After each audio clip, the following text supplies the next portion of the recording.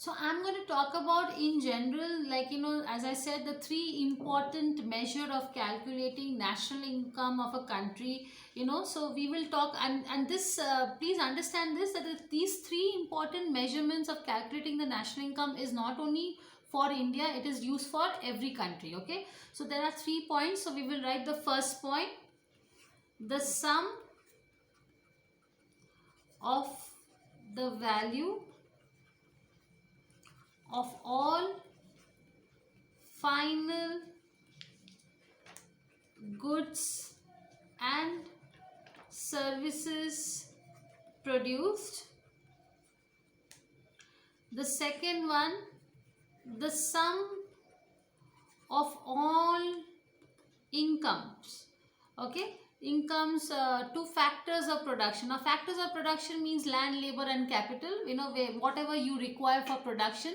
So for production, what do you require? You require land, you require labor, and you require land, labor and capital, and also you require is rent or wages. Okay, so these are called as factors of production. Okay, so factors of production. Okay, so I will write down here rent. So these are the factors of production. Rent, please focus here. Rent, interest. Okay, so because if you are giving a rent, so the owner is earning interest, profit, and wages, that is salary. Okay, so these are the four factors of production. So this is the 2 points, that is the sum of value of all final goods and services produced. The second is the sum of all incomes of factors of production, that is rent, interest, profit and wages. Okay, we'll go with the third one. So I'll just rub this. Yes, so I will go with the third one. Okay, yes, the third point.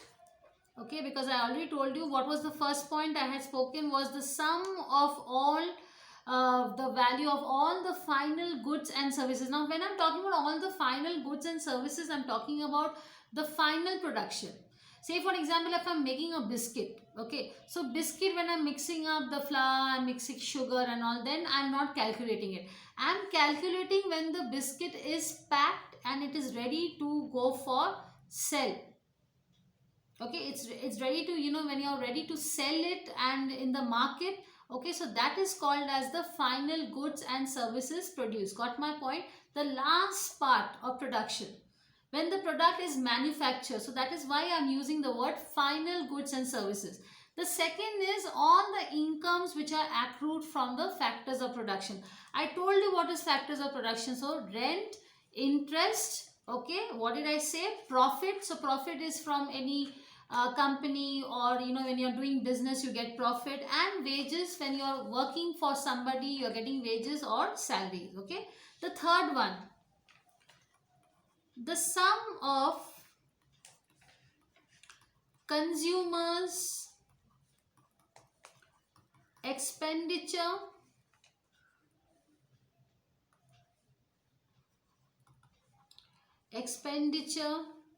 comma net investment, okay, and government expenditure on goods and services. Okay, so this is the third point, that is the sum of consumers expenditure. So consumer means you who are spending. So what is your expenditure? Expenditure means spending, whatever money you have spent. Okay, then the government expense, so government who is also spending on the society, spending on the citizens. So whatever the government has spent, or on, and yes, so all on goods and services. So if ever you have purchased some mobile phone or something, so that is a good you have purchased, or you have gone to a restaurant and eaten food, so that is a service. So whatever expenditure on goods and services I and the government has spent in the year, that is also calculated when we are calculating the national income. So I'll just repeat. So the three important measures of calculating the national income of a country are: the first one, the sum of the value of all goods and services, that is the final goods and services produced. That is the first point. The second point is the sum of all the incomes accruing to factors of production, that is rent, interest, profit and wages. And the third one is the sum of consumers expenditure, and that is the net investment, whatever investment I have done, I have purchased a car, so that is also an investment. Okay, so that also becomes an expense for a while, and then it gets converted to investment, but as of now it is an investment because I have done that. And government spending, so government spendings on the citizens, so that also totally on. And generally, when I'm as a consumer, when I am spending or I'm investing, I generally invest on two things, that is the goods and the services. Okay, so this is the three way we can important measure of calculating the national income of a country. Okay, so now I will talk about a very very important aspect of, I will explain to you that how is the flow of income happening in a country. Okay, so let me just wrap this, and it's a very very important concept, so we will take time to understand slowly. Okay, so let me just write down here. It is called as the circular flow of income in a three sector economy. Okay, so it's also called as a three sector, because it's a circular flow, because it's like, from one part it is going to the another part, and then again it is going to the other part, and in circle. So why it is called circular flow? Because it is circle, so it is going from one part to another part to another part, so it's going in circular directions. Okay, so that is what. Now let us just focus here. Let me draw some circles so that it is easy for you. Let me draw three, yes, and four circles, and in between I'll put one more circle. Okay, so this is the financial market. So where is the finance on everything? Here I will put on the top is government. Here I will put is business firms. Okay, so that you can understand better. Okay, so please concentrate. This is consumer expenditure. Okay, and this is household. Okay, so yes, and I am focusing here. So let me take another color. So this is, I am pointing here, and all are, so what is this arrow showing? That all are related to each other. Okay, so all are related to each other. All four are in circular direction, and all are related to each other, and that is why I put this circle here. So if you talk about this, generally when you're seeing the circular flow of income in a three sector economy, and this is called as a circular flow of income in a three sector economy, where four things are concentrating. If you can see in the diagram, that is the government sector, then we have business firms, then we have consumers, and then we have households, and there is a financial market. So it's a banking sector from where we take the money. Okay, so now is generally, if you see the modern economy or any country, a modern country is generally a monetary economy. So we have to focus on monetary economy. So money changes, so money is like a flow. Money does not stay with one person. So it generally changes hand from one person to another, and that is why if I talk about, it is a monetary economy. So let me just write the point so that you remember. It's a monetary economy and money flows. So these are the key points to you remember, and this is the aspect of a modern economy. Okay, now let us concentrate on the first one. So this one, let us concentrate. Okay, I am putting a direction here. Concentrate on household. Okay, now who are household sectors? Okay, so now household sectors are the people, this is a very important sector in a modern economy. Okay, now why am I saying that the household sector is a very important sector in a modern economy? Because they are the main sector. Okay, so they supply the services like labor, then capital. So let me write down here: labor, capital, okay, land, okay, and the owner, so entrepreneur. So the household sector, it supplies their services like labor, then capital, then land, and entrepreneur ability. So say for example, if I am having a company, okay, so I am the owner, so I must have the ability to start a company. So that is called as entrepreneur. So who's an entrepreneur? Who is the person who is the owner of the company is called as entrepreneur. And entrepreneur, you must have some skills and ability. So who is giving the skills and ability? The household sector. And apart from running the show, I also need land, I also need capital, that is money, and I also need labor.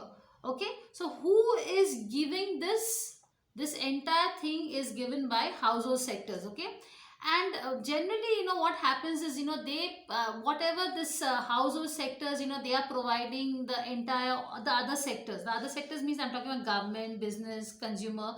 So this household sector is the one who is providing the materials. What materials the household is providing? The household is providing labor, capital, land, and entrepreneur. And just because I am serving you, or I am providing you my services like land, labor, and entrepreneur and capital, what are you giving me in return? You are giving me payment. So yes, you are paying me. So let me write down here: you are giving me payment. So households get payments in return in terms of money. So let me just repeat once more.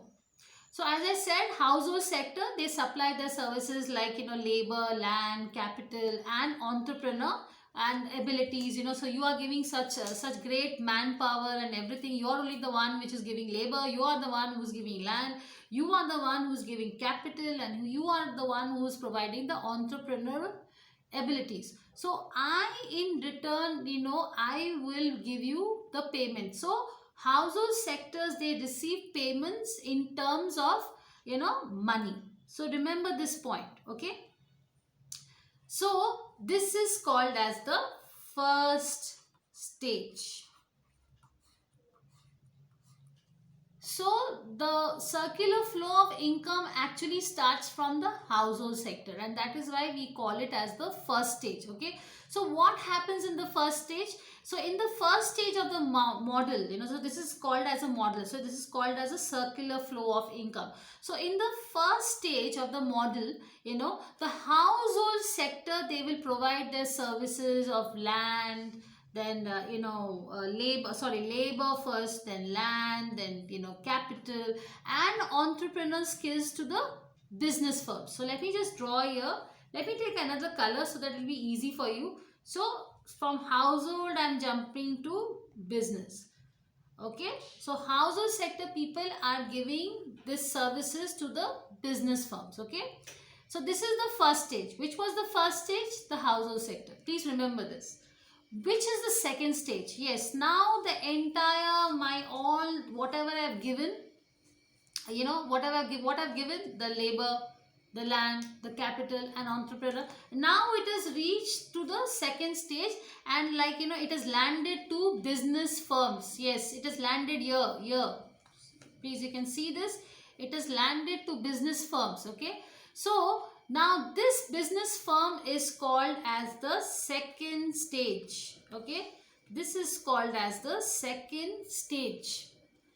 Again I'm repeating, second stage. I will explain to you again in detail, but as of now let me just first explain you in the first way of explanation, then I will go with the second way. Okay, so in the second stage, now it's something like a story. It's going, the story is still continued. We spoke about the first stage, and what was the first stage? The household sector. Now the household sectors have provided the labor, land, capital, entrepreneur, and now it has reached to the business firms. And who are the business firms? They are the second stage people. Okay, so in the second stage, the business firms, they pay back in monetary terms to the household sectors, because business firms are very happy.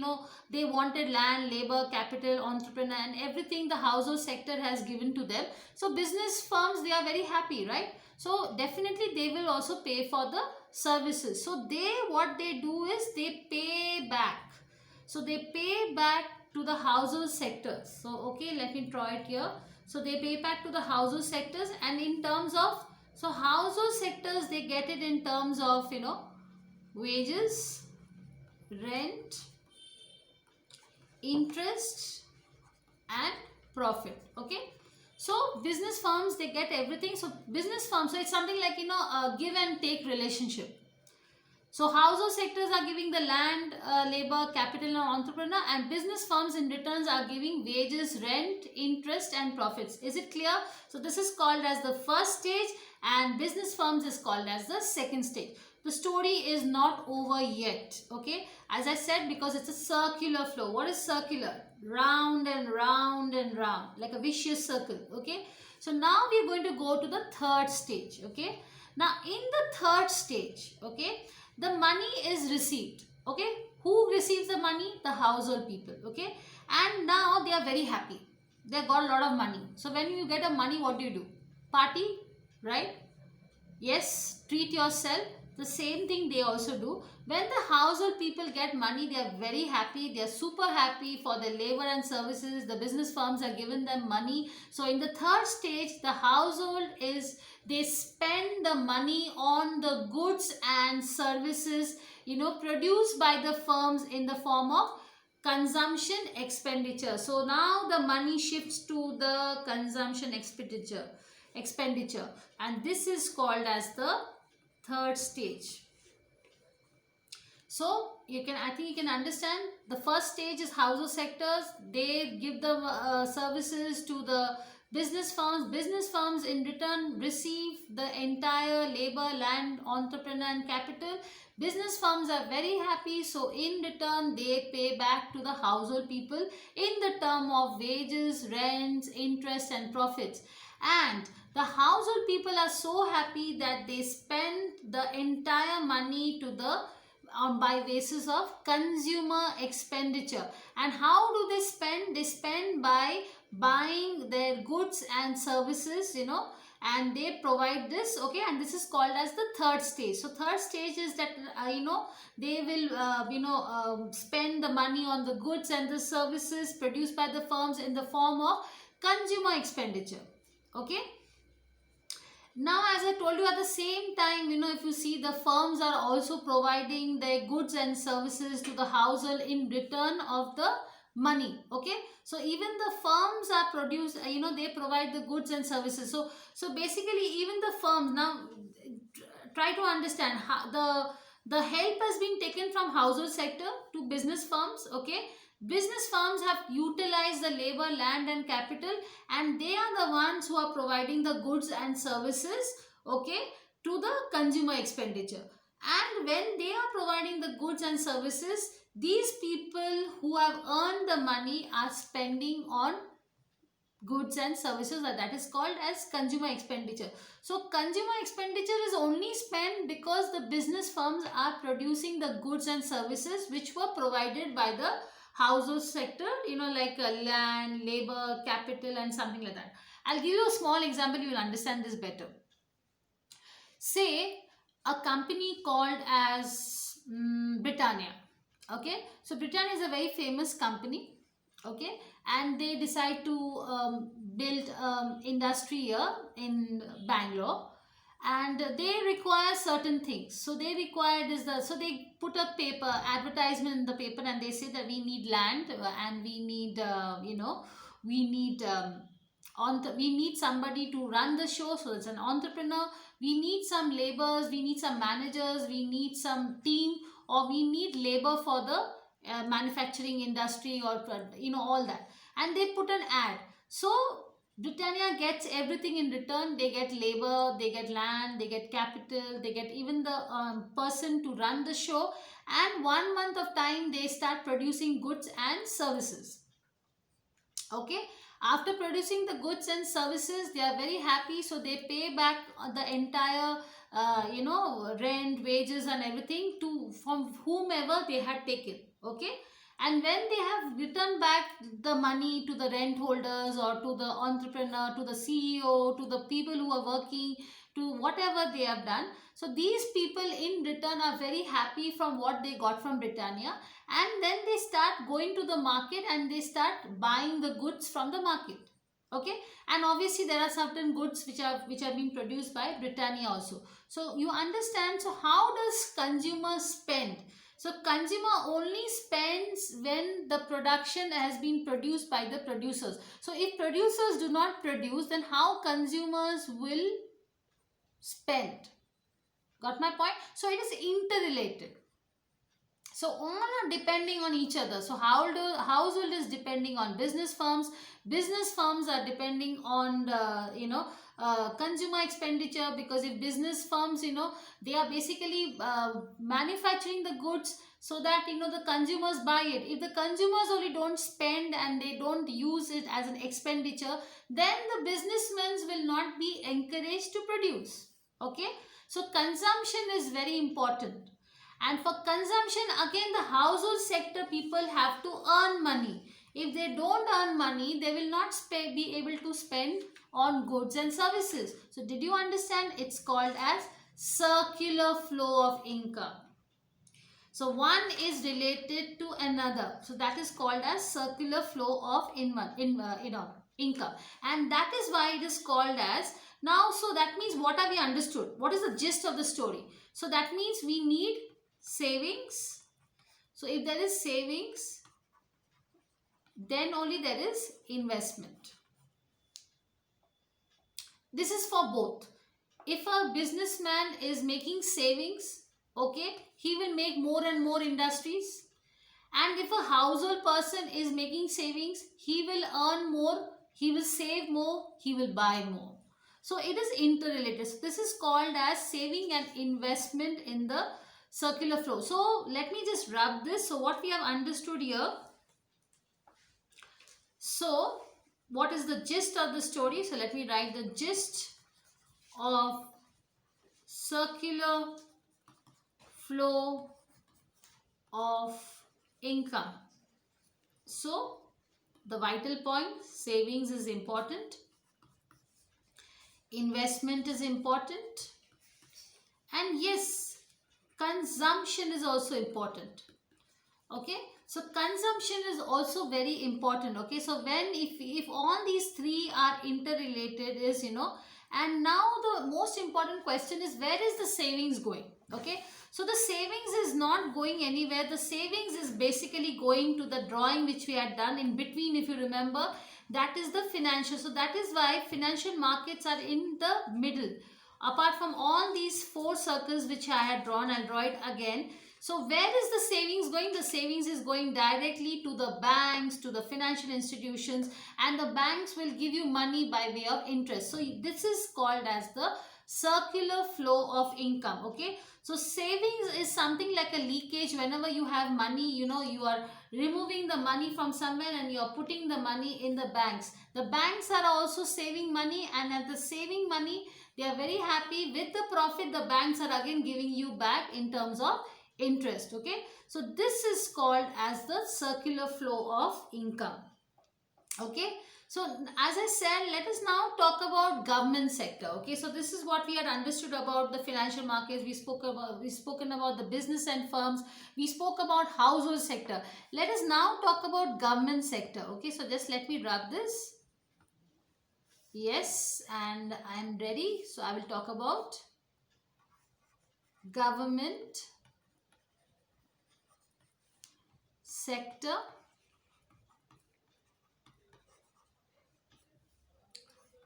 in the circular flow.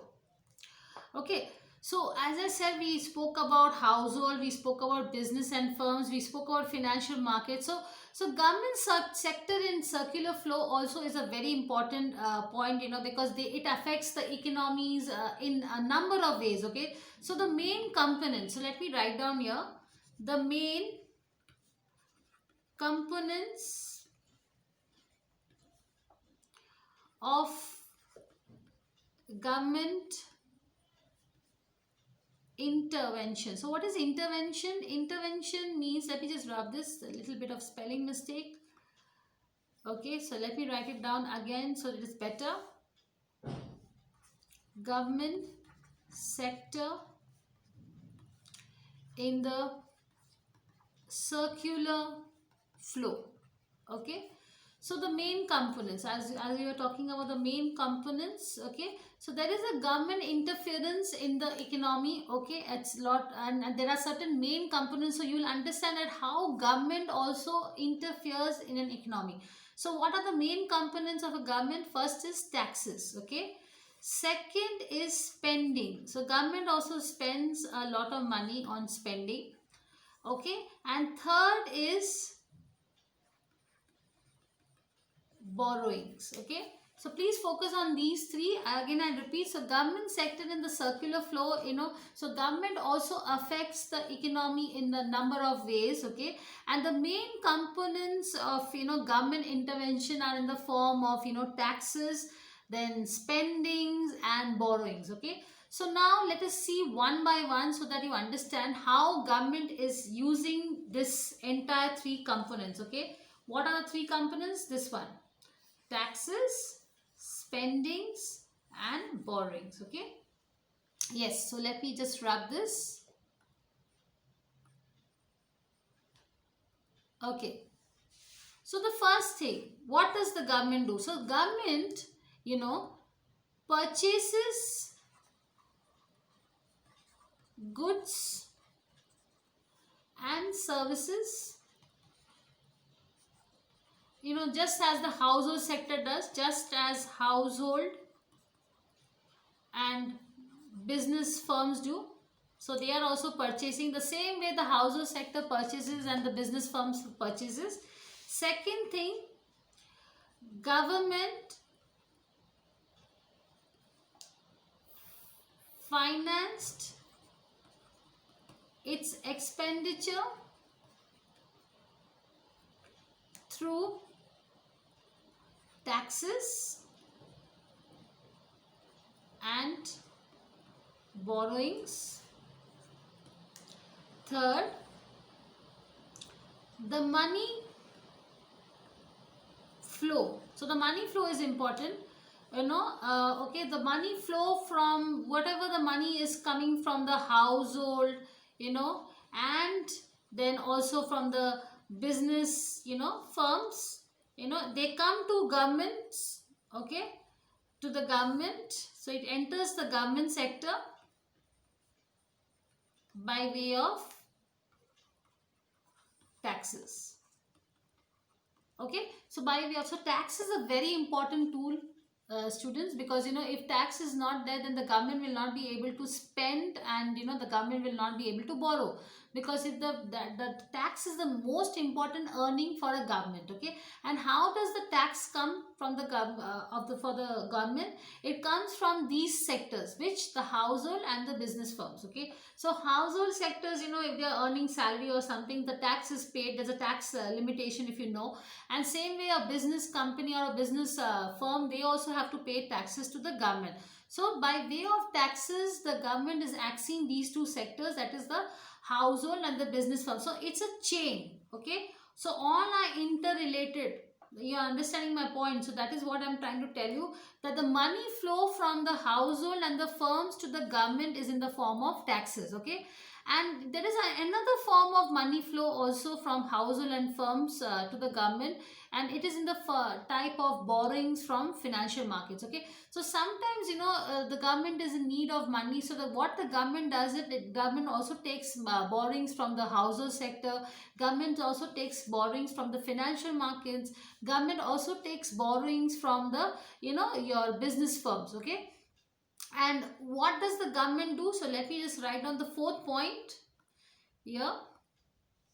Yes, let me just write it down. Yes. So how does the government pay the borrowing? So what does the government do? The government pay backs to the household and firms in the form of provision of public goods, like, so what are public goods? Let me write it down. Like health, education, policies, some good policies, okay. Then defense. So the government spends on defense, or national defense, and other services, okay. So whatever the government is taking the borrowings from the household and from the business firms and from the financial markets, the government is in return paying back by way of, giving good education, giving good health facilities, giving, creating good policies for the citizens of the country, and also spending on national defense. So you now let's focus on defense, guys, because most of the countries, 90% of the countries, they have they keep a lot of amount for their defense, okay. So defense is very important.